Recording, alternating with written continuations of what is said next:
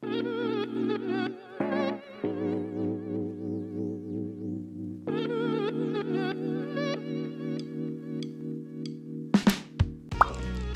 はようございます。2日前かな、ようこそヒョナムドン書店を読み終えまして、すごい良かったんでちょっとレビューしようかなと思って今外にお仕事前に出てみました。どっか探してね、ちょっとおしゃべりしてみようと思います。すごいいい作品で心がじんわりしたんで、いい天気の日に撮りたかったんだけど見て、曇天。パリは1日の間にも天気めちゃくちゃ変わるんで、朝ちょっと今日は曇りがちですね。でもね、風がキリッと冷たくて心地がいいです。ボージュ広場、プラストボージュっていうマレ地区の中心的な美しい公園、広場かなにやってきました。ここ人少ないから動画撮れそう。本当にパリ綺麗で、読書もはかどるって感じです。すごくない？もう歩いてるだけでなんか歴史的建造物に囲まれるみたいなねすごいなと思います。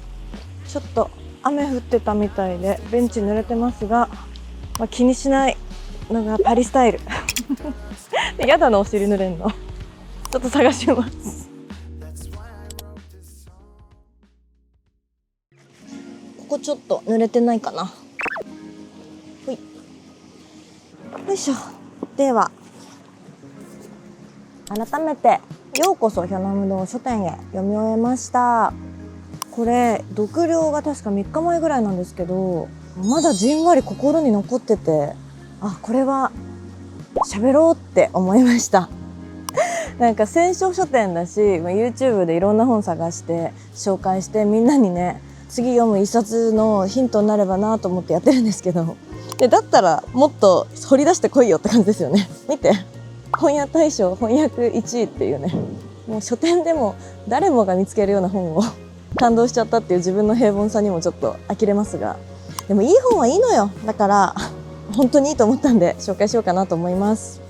で、なんでこの動画を撮ろうかなと思ったかっていうと、これ主人公が書店主なんですよ。なので私の今の境遇に重なったっていうのもあります。主人公とタイプとか性格、あと境遇似てると結構物語入ってきやすいってあるあるですよね。なので私今回それがすごいあったなって思います。それと私が今いろいろなんかこう、今までって売り上げ上げよう、お客さんを増やそう、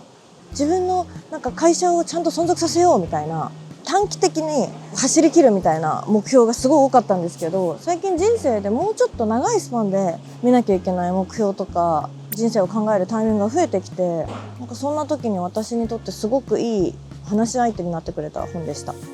あとね、最近私思うんですけど、まとめ癖がついちゃってるなと。なんか YouTube ももちろんそうだし、会社をやっているので、私のキャリアとか、あとチャプターズっていう私たちがやってる書店のサービスについてインタビューを受けることが多いんですよね。でそのインタビューで結構まとめて答えなきゃみたいな、耳障りのいいことを言ってメディアの方が書きやすくするみたいな、なんか変な配慮をしすぎることに慣れてしまって、なんかまとめようとしすぎちゃってるんですよね。自分の考え方とか、例えば好きなもの、好きな人、心地の良い生き方がなんかこう一つことで言おうとしちゃう、でキャッチーな言葉で言いたくなっちゃうみたいなこと増えてるなって、なんか知らないけどこのね、ヒョナムドン書店読んでてすごい思いました。多分なぜならこれ登場人物みんなが悩みながら書店に通うっていう常連さんたちのお話なんですけど、大きな決断とか動き出す人生みたいなことないんですよね。なので私はこれ楽しい読書体験、小説っていうよりはもうちょっと自己啓発とか哲学的なもの要素を自分では感じ取って読んでました。でそんな中でこんだけね、こういっぱいページを使っても私が抱えてる悩みの答えはないし、誰も解決していかないってことは、多分答えを出すこと、まとめることだけが正義じゃないなっていうのをなんか思い出させてくれた本でもあって、でこのレビューもまとまらないまま話そうかなと思いました。でもさ、やっぱり小説読むたび思うんですけど、自分の悩みってもう誰かがやってるし、小説の中の主人公が体験して乗り越えても自分に対していいレッスンになったりならなかったりするから自分の悩みって本当にこう平凡で陳腐だなって思うし、逆にその平凡で陳腐な悩み事は誰も解決してくれないんだなってことをもう本読むたびに痛感する。それがいいのか分かんないけど、小説読むと一個必ず確信を持って言えるのは、もう自分のこの心を一つ、頭一つで生きるこの人生ってめちゃくちゃ濃度濃いじゃないですか。それがいろんな人の物語を入れることでなんか希薄化してって、自分の人生大したことないなって思えるから思い切りいける、思えるから心強くなるみたいなことは本人はすごく助けられるな、本人はそういう力があるなって思います。なんかずっと前の新潮文庫の広告で、その悩みはもう誰かが体験してるよみたいなキュンタが言う広告があるんですけど、それが私大好きで、こんなに人生悩んでても結局誰かがやってるから逆にみんな抱えてるから大した悩みじゃないし、でみんな抱えてるけど解決できないからすごく大きな問題なんだなっていうそういうことを最近思って、ちょっとまとめないこと、あとは自分の悩み事がちっぽけだったり平凡であることを知ること、なんかその辺もすごい感じながら読みました。で前置きが長くなったんで、このようこそひなむ堂書店感想を話していこうと思うんですけど、でももう今のが全部感想だな。あらすじからいきますね。あらすじとしては、40っていうこのヒョナムドン書店の店主と、その横に併設してるカフェにミンジュンっていうバリスタがいて、この2人が、基本的にはメインでお店にやってきて、そこで訪れる常連さんとのやり取りの中で話が進んでいくっていう形になります。なので舞台みたいな感じですよね。ヒョナムドン書店っていう場に対していろんな人が出たり入ったりしていく、でこの40は過去にものすごい仕事頑張っちゃって、私そういえばいつか書店開きたいんだったっていう夢を最後の夢にすがるような感じでこうヒョナムドン書店を開くんですよ。で最初はもうお店も本当に暗くて空っぽで命が通ってない空間だったんですけど、そこでちょっとずつこの主人公の40が自分の人生にも彩りを取り戻していくし、お店も人がいっぱい入ってくることでこう地元の人気の本屋さんになっていくっていう、なんかその過程を追った本になってます。これだけ言うと平凡なんですけど、本当にさっきもお伝えしたみたいにそのねストーリーの本筋がテーマではない、この中で繰り返される会話っていうのがテーマだなと思います。でこれ読み終えた後、よしヒョナムドン書店行こう、ヒョナムドン行こう、聖地巡礼やと思ったんですけど、ないんですって。架空の場所、ヒョナムドンっていうところで、なんかみんなの心の中にこういう場所があるといいね、現実にも書店ってそういう力があるし近くにあるといいねって思いを込めて架空の場所にしたのかななんてちょっと個人的には思いました。でもね、読んでたら単行本なんで折りたくなかったんですけど、でも我慢できずいっぱい折っちゃいましたね、久しぶりに。それでいくと私がすごいいいなと思ったのが冒頭16ページあたりなんですけど、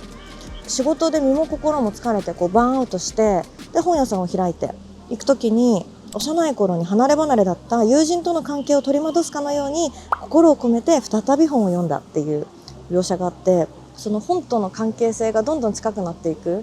ていうのが私も体験したことであったので、本って本当にいつまででも待っててくれるんだなって思いました。そこのもう16ページから結構分かる分かるみたいな、私の境遇とこの辺から重なってきてましたね。であとはもういいページはいっぱいあるんですけど、私がすごい好きだったのはですね、ミンチョルっていう高校生の男の子が出てくるんですよ。ミンチョルは何でもこうそつなくこなせるんだけど好きなことがないと、なんか YouTube 見てもつまんない、学校もつまんない、友達と遊んでもつまんない、そんな中でそのお母さんミンチョルオンマもね常連客なんですよ。でミンチョルオンマにじゃあ分かった、もう何もしなくてもいいから週に1回ヒョナムドン書店に行きなさいと、それをやるんだったら何もしなくても許してあげるって言って書店に行くっていう習慣づけを約束させられるんですよね。でミンチョルが本屋さんに通っていって、でずっとこう無気力のまま過ごしていくんだけど、それがね最後の方までネタバレになんないかな、ずっと無気力なんですよ。だけどミンチョルに対して大人たちちょっといいこと言おうとするみたいなシーンいっぱいあるんですけど、なんかその対話がなんか私も積極臭くなってるなとか、逆にミンチョルめっちゃ共感するなとか、なんかそのいつも自分の中にあるけど人に言うまでもない悩み事をミンチョルがずっと抱えててくれてて、でそれをこう周りに打ち明けてくれてるので、それを追うのがとても心強かったです。なんかすごい1個良かったのが、これは269ページ最後の方なんですけど、その本屋さんの常連さんがミンチョルと対話をするんですよね。でその中で好きな仕事を5年、好きではない仕事を5年した。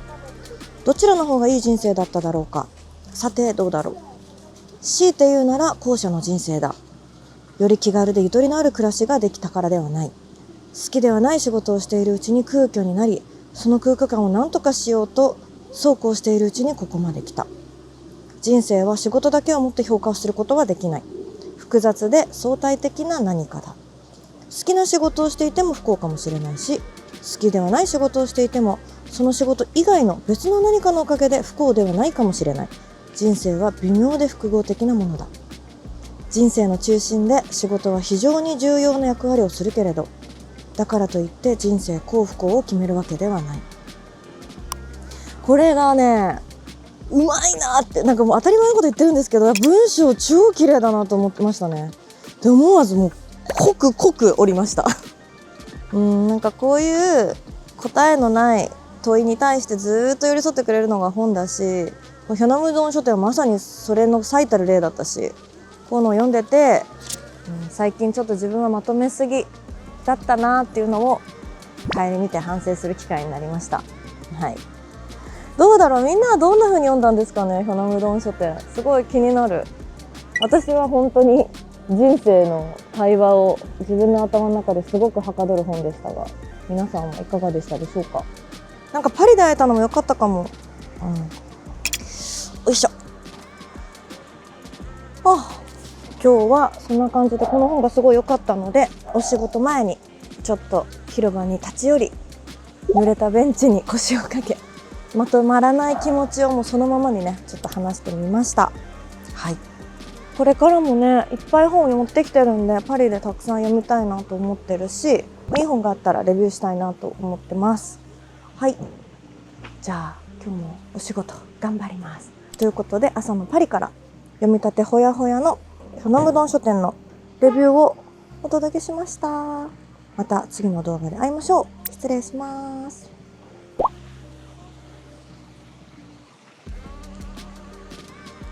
ね、見て、動画撮り終えたら晴れてきた。パリに愛されてないのかしらまあいっか、もうパリは一日の間にいろんな天気がある。はい。